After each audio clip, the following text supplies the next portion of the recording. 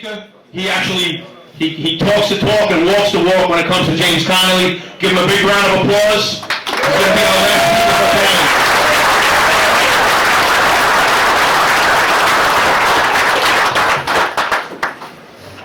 John, brothers and sisters, it's a pleasure once again to be speaking in New York, but more importantly with our friends in the Transport Workers Union Local 100. Nationality is an accident at birth.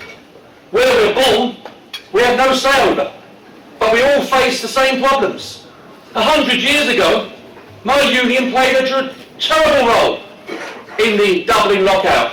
It organised tram workers, it organised railway workers in Ireland, and it condemned those workers fighting for those people that was trying to survive against poverty pay and attacks on their conditions.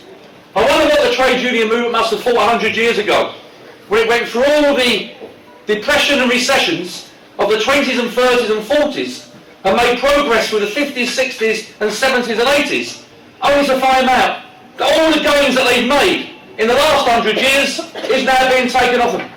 And if we ain't careful, in 100 years' time we'll still be sitting in the same room with our grandfathers, our grandchildren, our grandkids saying the same thing. Well, what did you do in 2013 about it? Because we have to understand that as trade unionists, we only can go so far. In times of economic gloom, the employers will take every single gain that you've won off you, and in times of economic boom, when you win, all those concessions will be taken off. So it's the system that's wrong. 100 years on, look at the gains that have been made. There's been some fantastic gains that have been made. But also we must recognise the fact about what's taken place as well. 1 in every 10 people in the world works for $1 a day, and 5 in every 10 people work for $4 a day. That's what it really means. And what it really means at the end of the day, when people say I'm not really careless of what other people are on around the world, if we don't recognise the fact that the global economy will organise on the basis of reducing its costs on the basis of the lower employment costs it can do, we've got 2 options.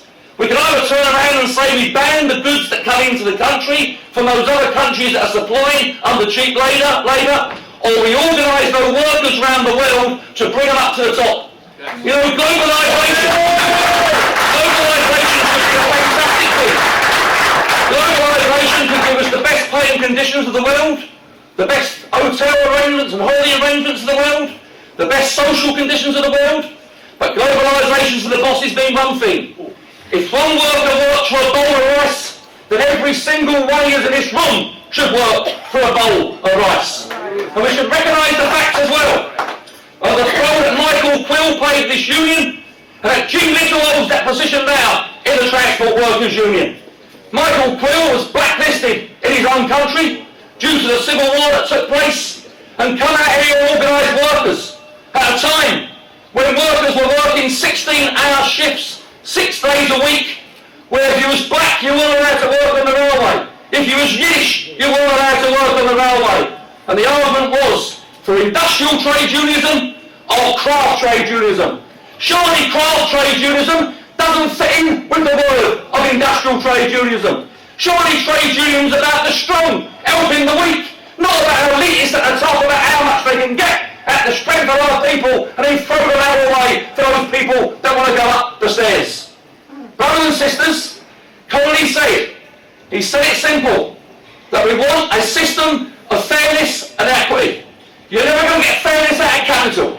You're never going to get fairness out of global bosses. And the only way we can do it is by an organised trade union movement at the workplace and a working party in the communities fighting and rolling its sleeves up for working people.